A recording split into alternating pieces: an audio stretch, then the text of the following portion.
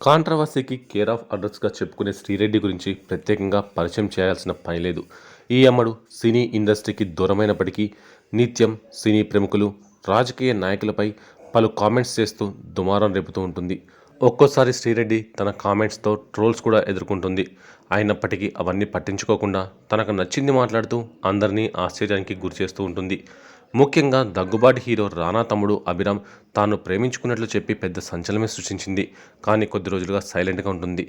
తాజాగా శ్రీరెడ్డి నాని అనే వ్యక్తిపై సెన్సేషనల్ కామెంట్స్ చేసి అందరి దృష్టిని తన వైపుకు తిప్పుకుంది.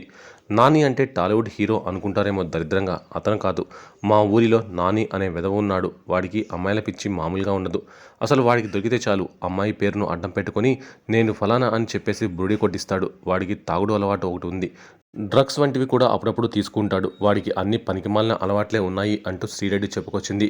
ఆమె చేసిన కామెంట్స్ ఇప్పుడు నెట్టింట తెగ హల్చల్ చేస్తున్నాయి.